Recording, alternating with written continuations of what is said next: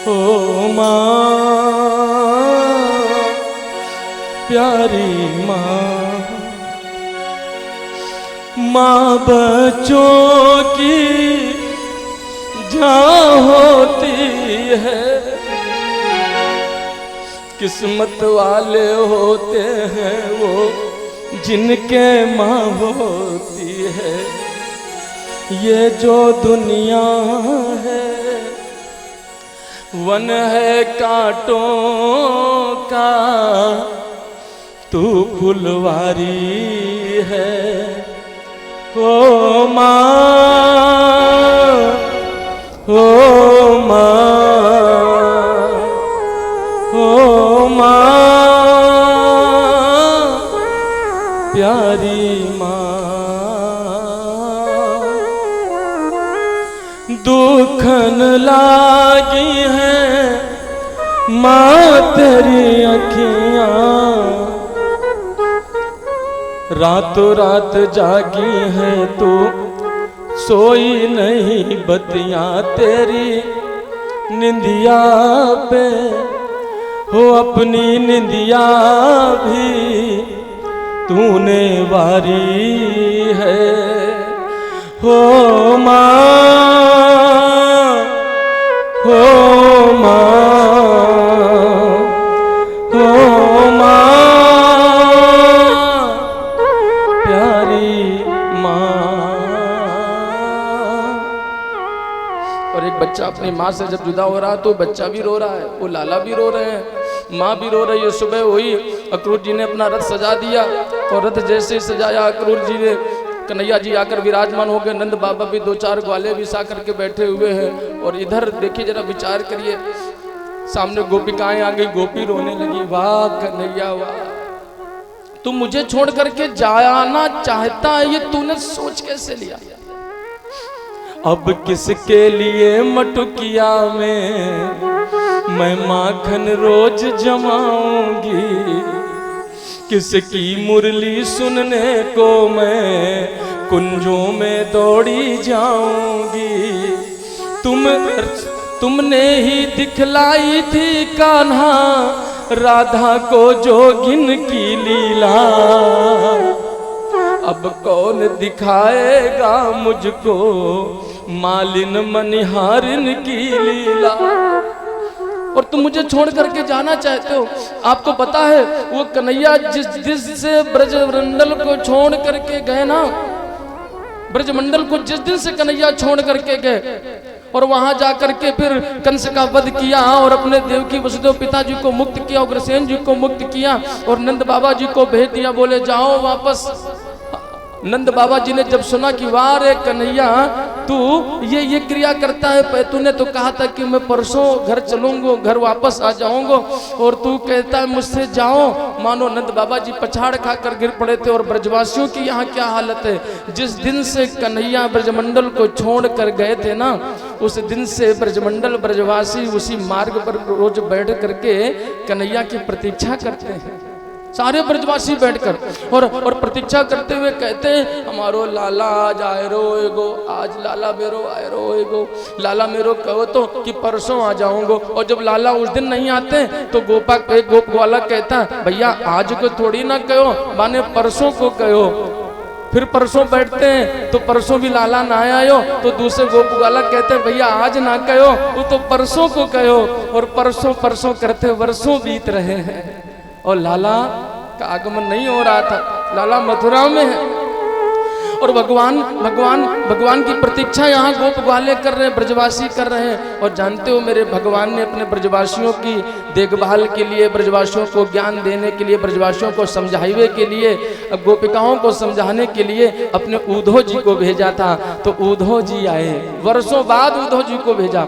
और जब उद्धव जी आए हैं रथ पर सवार होकर, रोज की भांति वो ब्रजवाला है, वो ब्रजवासी उसी मार्ग पर बैठे हुए हैं और प्रतीक्षा कर रहे हैं। वो कह रहे मेरो लाला आ जाए रोएगो।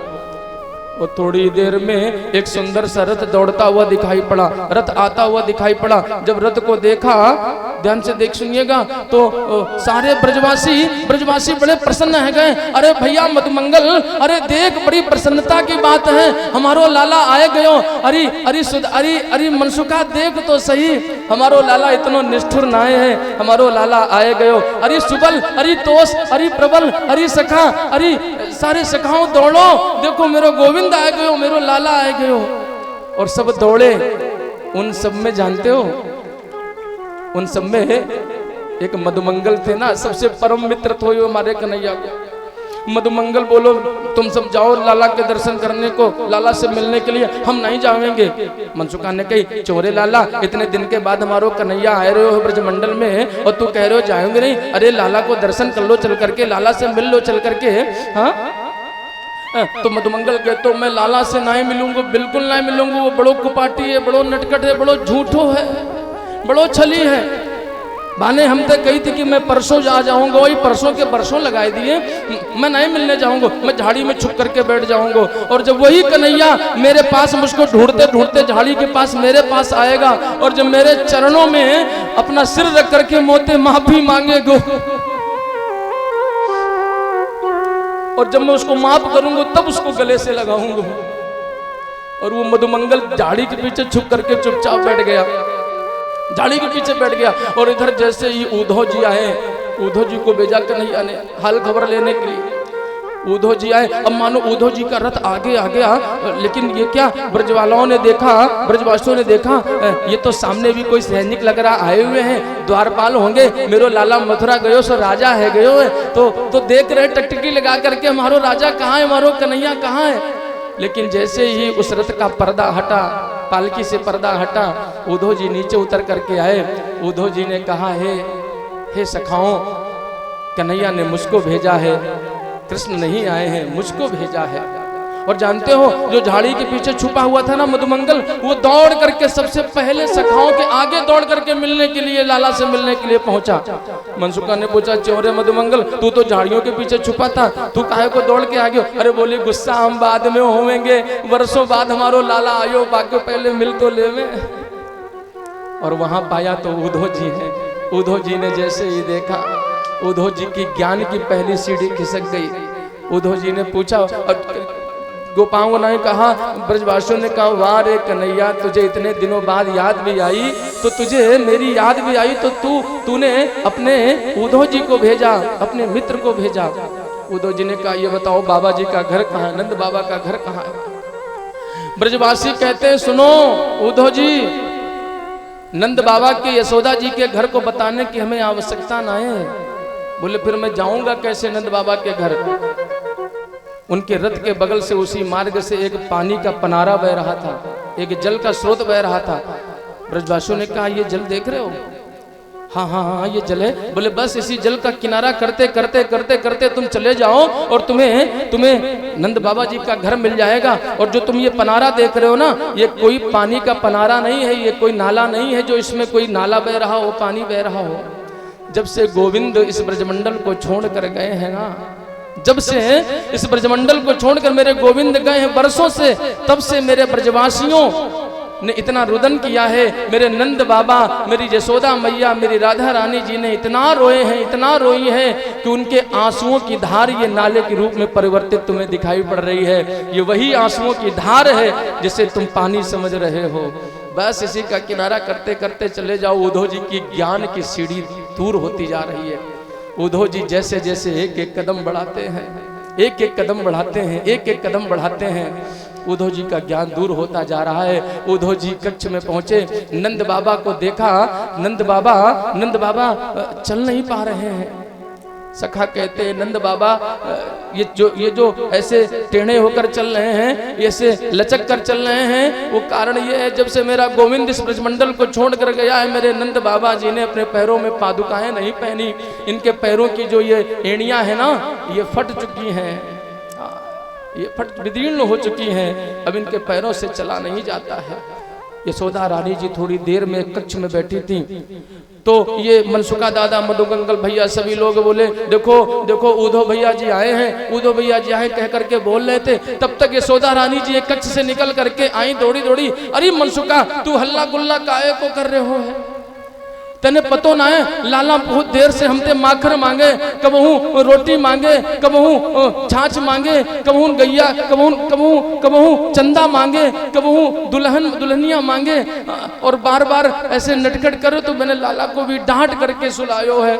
लाला हमारे कमरे में कक्ष में पाले में लेटो सो रहे हो, और तू चिल्लाओगे तो लाला की नींद ना खुल जाएगी क्या?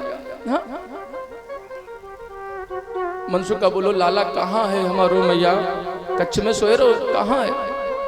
लाला मनसुखा को हाथ पकड़ करके कच्छ में ले गई। कच्छ का दरवाजा खोलना, पालने के पास में ले गई। मनसुखा दादा ने लाला कहाँ है? पालने में तो कोई नहीं है। यशोदा मैया बेसुध होकर धड़ाम से गिर पड़ी। दिनों दिन स्वप्न देख रही कि मेरा लाला मेरे सामने है। माँ यशोदा बिल्कुल सूख कर कांटा हो गई है। नंद बाबा जी बिल्कुल दुबले पतले हो गए हैं। कहते हैं उद्धव जी ने प्रेम के साथ में समझाया तो है। उद्धव जी सब समझा रहे हैं कि वो साक्षात ब्रह्म है और वो आपसे मिलने आएगा, वो आपको अपने पास में बुलाएगा, वो आपका प्रिय है, आपका पुत्र है। उसने मुझे सिर्फ इसलिए भेजा है, मेरे अंदर कोई ज्ञान नहीं है। मानो ज्ञान भूल गए। यहाँ तक कि मैं आपको बताऊं, गोपिकाओं के पास में भी वो गोप ग्वाले लेकर जाते हैं। सुबह की बेला में उद्धव जी के पास, उद्धव जी को, तो गोपिकाओं को भी वो ज्ञानोपदेश देने का प्रयास तो करते हैं, लेकिन उद्धव जी का ज्ञान दूर हो जाता है। उद्धव जी का जो ज्ञान है ना, वो बिल्कुल भी कार्य नहीं कर रहा है। क्यों? वहाँ जो गोपांगनाएं हैं वो हैं तो बड़ी भोली भाली, बड़ी सीधी सादी हैं, बड़ी निर्गुणी हैं, लेकिन उनके अंदर ज्ञान का भंडार है। वो गोपिकाएं खुद आपस में बातें कर रही थी। एक गोपी बोली अरे मेरो कान्हा स्वप्न में रात में आयो। एक गोपी बोली मैं कुएं से जल भरने के लिए गई तो लाला आ गयो और लाला ने मटकी फोड़ दी, और जैसे मटकी फोड़ी मेरो घड़ा फुट गयो और पूरा जल से स्नान कर लियो। तो लाला आयो मोते कहवे के लग गयो अरे गोपी तेने बहुत दिन ते स्नान नहीं कियो, तेरे शरीर ते दुर्गंध आ रही थी तो मैंने मटकी फोड़ दी, सो पानी से तेने स्नान कर लियो। मैंने लाला को झट से पकड़वे की कोशिश करी तो देखा मेरी आंख खुल गई, और ना वहाँ लाला है, ना वहाँ जल है, ना खड़ा है। राधा रानी जी बेसुध बैठी थी। राधा रानी जी ने कहा अरे सखियों गोपिकाओं तुम बड़ी सौभाग्यशाली हो, कम से कम तुम्हें स्वप्न में उस लाला की गोविंद की याद तो आती है। अरे सखियों, अरे गोपिकाओं, जब से मेरा गोविंद मुझे छोड़ कर गया है तब से मैंने रात्रि में सोना भी छोड़ दिया है। मेरी इन आंखों ने पलकों को झपकाया ही नहीं, मुझको निद्रा आई ही नहीं। और जब मुझको निद्रा नहीं आई, हे गोपिकाओं, मुझको निद्रा ही ना आई, मुझको जब से मेरा कन्हैया मुझे छोड़ करके गया है, तो जरा गोपांगनाओं, मैं तो बेसुध सी हो गई हूँ, मैं तो पागल सी हो गई हूँ। आज उद्धव जी ने देखा तो उद्धव जी का ज्ञान चला गया है, और कहते हैं कि गोपिकाओं को थोड़ा समझाने का प्रयास किया है तो मेरे भगवान जी उद्धव जी महाराज को गोपिकाएं उत्तर क्या देती हैं। 2 मिनट की कथा सुने, उसके बाद विवाह का प्रसंग दर्शन करें और आरती की ओर चलेंगे। गोपिकाएं बोली हैं हे उद्धव, तुम क्या कह रहे हो? अपने मन को गोविंद के चरणों में लगाओ, भगवान के चरणों में लगाओ। तो सुनो मैया, मैं आपसे एक प्रश्न करूं, ये बताओ मन कितने प्रकार के होते हैं? मन तो एक ही होता है ना। उद्धव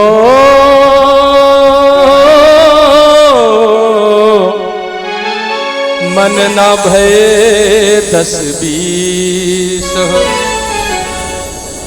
एक हु तो गयो श्याम संग, को आराधे ईश। मन न भये 10-20। और सुनो, कृष्ण तन कृष्ण मन, कृष्ण ही हमारो धन।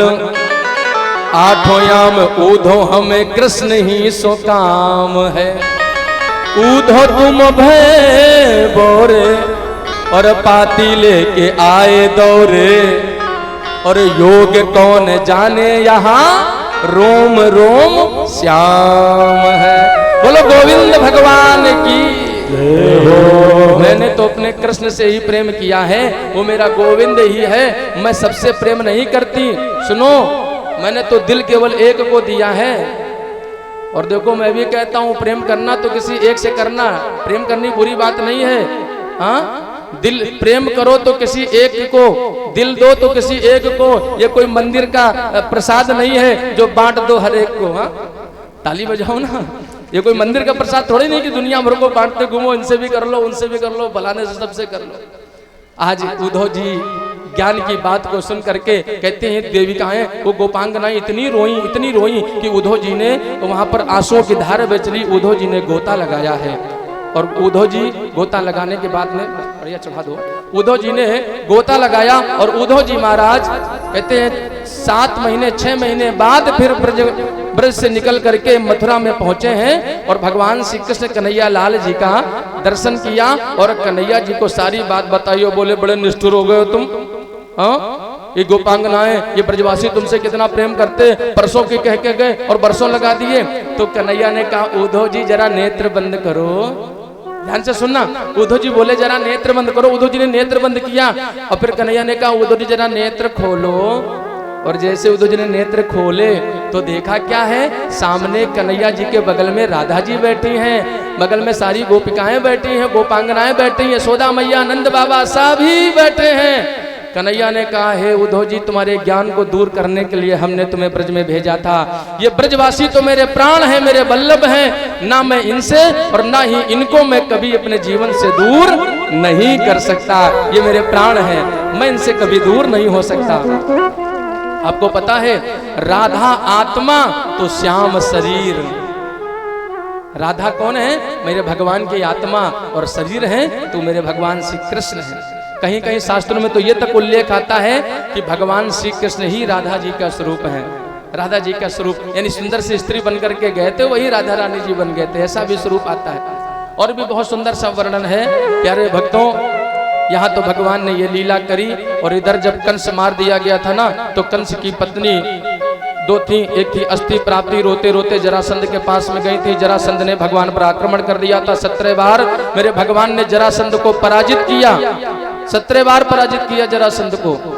और 18वीं बार मेरे भगवान खुद ही उस युद्ध स्थल को छोड़कर भागे थे। क्यों भागे थे? क्योंकि जरासंध ने ब्राह्मणों को बंदी बना लिया था।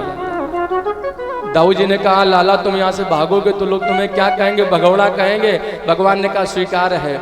जब छोटे थे माखन चुराया था, माखन चोर कहा, गोपिकाओं के चीर चुराए लोगों ने चीर चोर कहा, हमने सुन लिया। अरे अब अपने ब्राह्मणों की, विद्वानों की, अपने महात्माओं की रक्षा के लिए अगर हम भाग भी जाएंगे तो हम भगोड़ा भी स्वीकार कर लेंगे।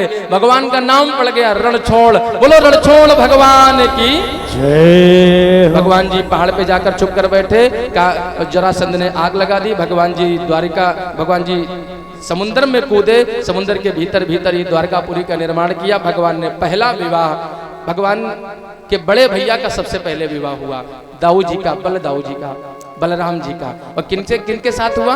उनके एक सतयुग के राजा थे रेवत। तो रेवत की कन्या थी जिनका नाम था रेवती। हमने आपको क्या बताया था? जो सतयुग के लोग हुआ करते थे उनकी लंबाई कितनी होती थी? 21 फुट की होती थी। और ये कन्हैया तो हैं और ये द्वापर युग के हैं, बलराम जी द्वापर युग के, तो ये हैं 11 फुट के। तो बलराम जी की शादी जब रेवती के साथ हो गई, इनकी पत्नी जब साथ में चले तो ये 11 फुट के, वो 21 फुट की। तो लोग देख देख करके हंसे, लोग देख देख करके मुस्कुराएं, देखो इनकी पत्नी कितनी लंबी है, ये तो ठिकने हैं, ये तो नाटे हैं। एक दिन बलराम जी को क्रोध आया और अपनी पत्नी को अपने कक्ष में ले गए और अपना हल निकाला, बहुत बड़ा सा हल है ना उनके पास, और उनके हल उनके सिर पर पटकना शुरू किया। धीरे धीरे पटक पटक करके अपने बराबर ले आए, लेवल पे ले आए। हाँ ठाकुर साहब आपकी तो खैर बराबर है। देखो किसी की पत्नी अगर लंबी लंबी हो ना, तो आप लोग ये सब ना करना जैसे बलराम जी ने किया। पता चला आप ही जाओ, महाराज जी ने बताया था, और लेके मूसल शुरू हो जाओ। आपकी पत्नी उतनी लंबी भी हो तो गाना वाना गा लिया करो, जिसकी बीवी लंबी है। हाँ? चल जाएगा, ये सब ना करना। और फिर बाद में मेरे भगवान गोविंद का बेटा पुष्पेंद्र ले आओ। उसके बाद में मेरे भगवान गोविंद का सुंदर सा विवाह हुआ। किनके साथ में विवाह हुआ? उन्होंने रुक्मिणी जी का हरण किया था। विवाह मंगल पूर्वक किया है बाद में कुंदनपुर में जाकर के। ये भीष्मक राजा की रुक्मिणी जी पुत्री थी और इन्हीं के साथ में मेरे भगवान जी ने हरण किया।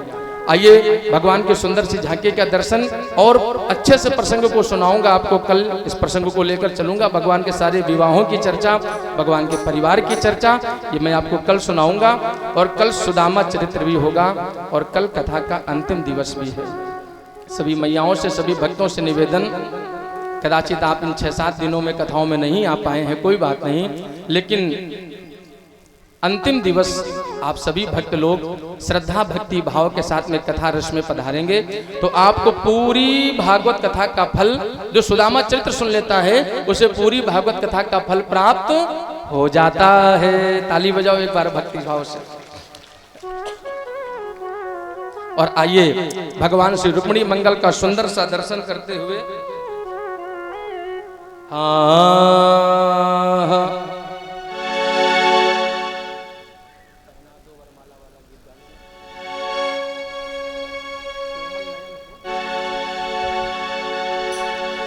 एक बार जयकारा लगाओ, बोलो रुक्मिणी हरण भगवान की जय। और भगवान का साक्षात्कार दर्शन, दोनों हाथ उठाकर बोलो जरा राधे कृष्णा। हाथ नहीं उठाओ, बोलो भी सभी, बोलो राधे कृष्णा। और जोर से बोलो, इधर वाली मैयाओं की आवाज नहीं, बोलो राधे कृष्णा। ये बात। और आइए सुंदर सी झांकी का दर्शन। परीक्षित जी, हाँ, सबसे पहले आप और जितने भी हमारे बुजुर्ग विद्वान गण हैं, सभी माताएं बहनें, आज आपको जो सुहागिन माताएं हों वो आ करके माता रुक्मिणी माता लक्ष्मी जी से सुहाग लें। आकर के हमारा सुहाग अमर रहे, सौभाग्य की कामना, सौभाग्य की वृद्धि हमारे हृदय में बनी रहे, ऐसे भाव से सुहाग लें आकर के।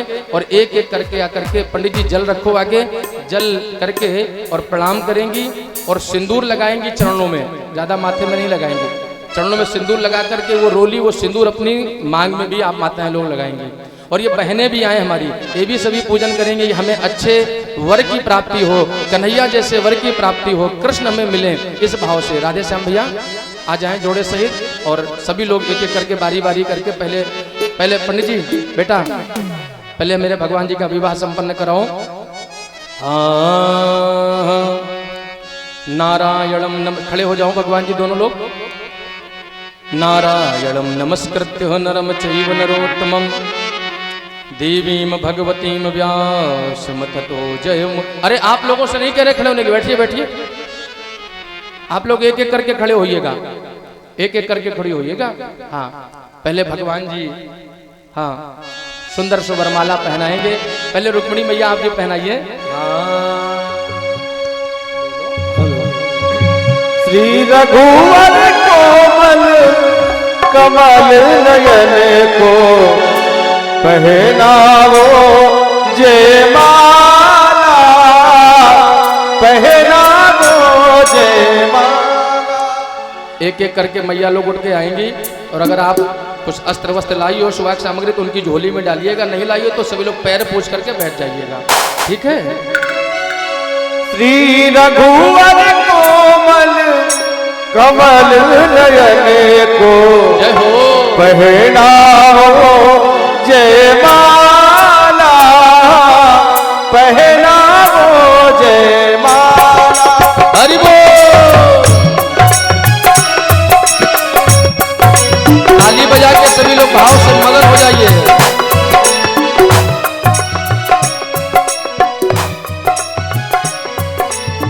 पैर छू करके माथे में लगाइए। श्री रघुवर कोमल कमल नयन को पहनाओ जयमाला, पहनाओ जयमाला।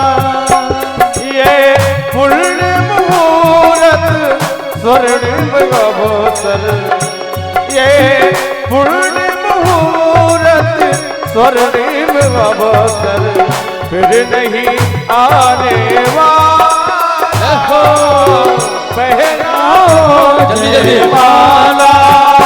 श्री रघुवर कोमल कमल नयन को पहनाओ जयमाला, पहनाओ जयमाला।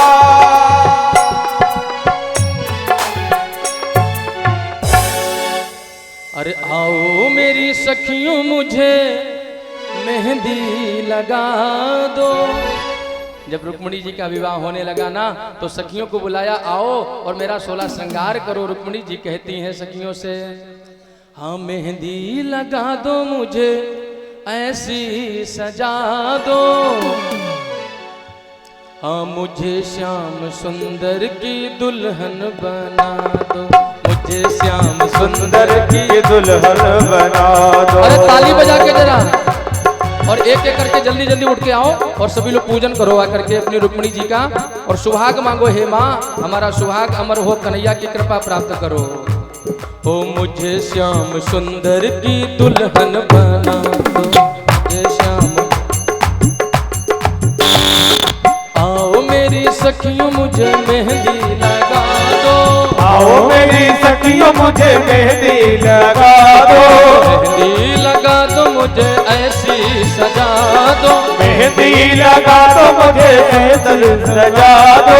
मुझे श्याम सुंदर की दुल्हन बना दो, मुझे श्याम सुंदर की दुल्हन बना दो, मुझे श्याम सुंदर की दुल्हन बना दो, मुझे श्याम सुंदर की दुल्हन बना दो।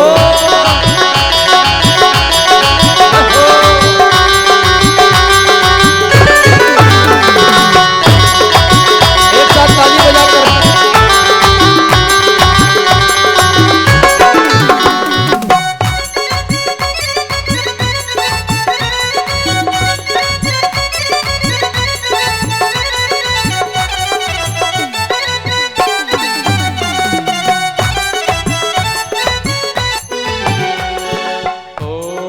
सत्संग में मेरी बात चलाई, सत्संग में मेरी बात चलाई, सतगुरु ने मेरी कीनी रे सगाई, सतगुरु ने मेरी कीनी सगाई। उनको बुला के हथ लेवा तो करा दो, उनको बुला के हाथ लेवा तो करा दो, मुझे श्याम सुंदर की दुल्हन बना दो, मुझे श्याम सुंदर की दुल्हन बना दो, मुझे श्याम सुंदर की दुल्हन बना दो।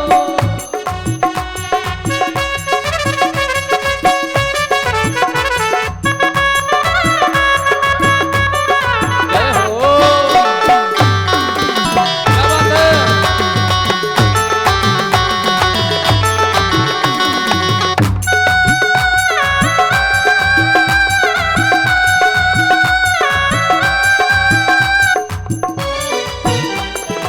ऐसी पहनू चूड़ी जो कबहू न टूटे, ऐसे ओढ़ो चुनरी जो कबहू न टूटे। मैया ओ मैया जल्दी जल्दी करो, अब कल की तरह करवा चौथ ना करो, जल्दी जल्दी करो, जल्दी जल्दी पूजन करके बैठते जाओ। इतनी सारी मैया हैं तो सबको भी अवसर देना है ना, हाँ एक एक करके जल्दी जल्दी। ओ कब हूँ ऐसी कौन चूड़ी जो कबहू न टूटे, ऐसे पहनो चूड़ी जो कबहू न टूटे, ऐसा वरुण दुल्हा जो कबहू न छूटे, ऐसा वरो दूल्हा जो कबहू न टूटे। अटल सुहाग की बिंदिया लगा दो, अटल सुहाग वाली बिंदिया लगा दो, अटल सुहाग की बिंदिया लगा दो, अटल सुहाग की बिंदिया लगा दो, मुझे श्याम सुंदर की दुल्हन बना दो, मुझे श्याम सुंदर की दुल्हन बना दो, मुझे श्याम सुंदर की दुल्हन बना दो। जय हो।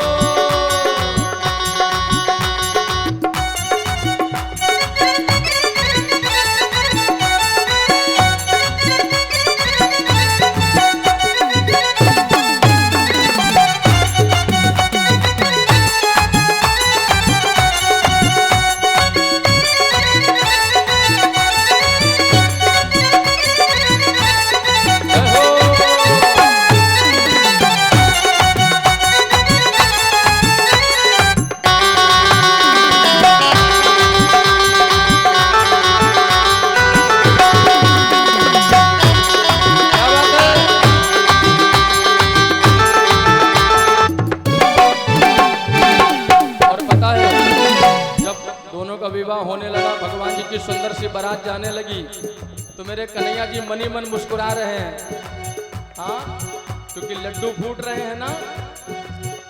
यदु नंदन फूले न समाए, यदु नंदन फूले न समाए लगुन आई,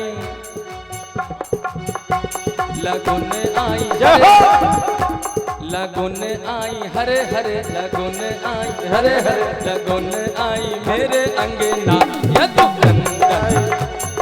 अगर मगन हो रहे तो खड़े हो जाओ एक बार, और खड़े हो भैया, खड़े हो जाओ मस्ती के साथ झूमते हुए। अगर मगन हो रहे हो तो बिना संकोच के साथ आप लोग अपने बेटे की बारात में नाचते हो ना, तो कोई संकोच कोई शर्म नहीं करे, और जरा मगन होकर झूमे नाचें और कहें क्या, लगुन आई, लगुन आई हरे हरे, लगुन आई हरे हरे, लगुन आई मेरे अंगना यदु नंदन फूले न समा, लगुन आई हरे हरे, लगुन आई मेरे अंगना।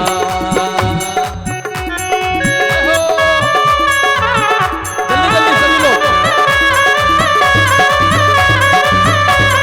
क्या बात है?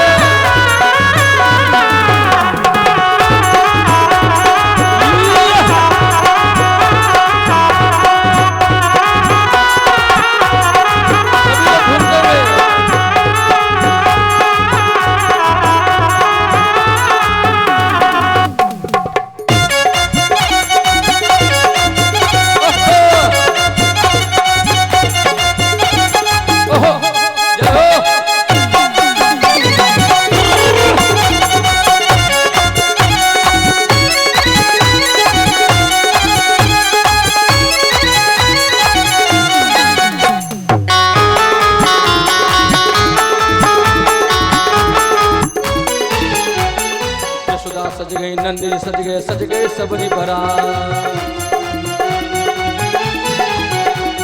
जसोदा सज गई, नंद भी सज गए और सज गई सारी बारात। लेकिन अरे हमरे कान्हा तो ऐसे सजे जैसे श्री कृष्ण भगवान, लगुन आई लगुन आई, लगुन आई मोरे अंगना यदु नंदन फूले न समा, लगुन आई लगुन आई हरे हरे, लगुन आई मोरे अंगना।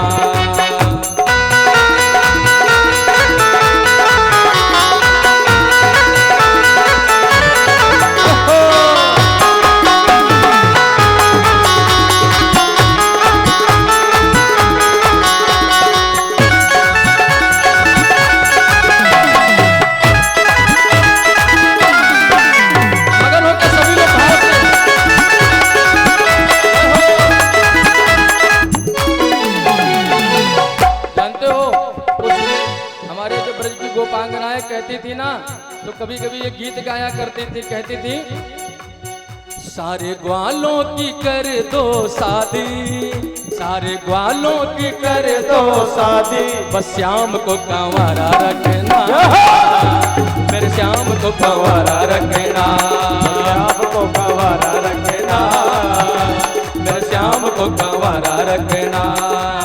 सारे ग्वालों की कर दो शादी, सारे ग्वालों की कर दो शादी, मेरे श्याम को कंवारा रखना, मेरे श्याम को कंवारा रखना, मेरे श्याम को कंवारा रखना, मेरे श्याम को कंवारा रखना।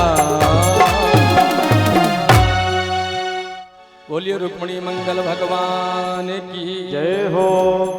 अरे भक्ति का सुरमा में सभी लोग आरती की ओर चलते हैं। और एक बार मैं फिर आप सभी को अवगत करा दूं, सुदामा चरित्र कल है, ठीक है। सुदामा भगवान जी का दर्शन करना है, बड़ा सुंदर सा दर्शन होगा, और भगवान की सुंदर ऐसी कथा मैं सुदामा जी की सुनाऊंगा जो आज तक आपने शायद कभी सुनी नहीं होगी। उस कथा का दर्शन कराऊंगा। सभी लोगों को समय के अनुकूल 2 बजे से पहले आ जाइएगा, ताकि हम 6 बजे के पहले ही कथा समापन करें। कल ही हमारी विदाई होगी, और सभी भक्त लोग सादर आमंत्रित है भगवत पांडाल में। भक्ति का सुरमा में आंख में लगाऊं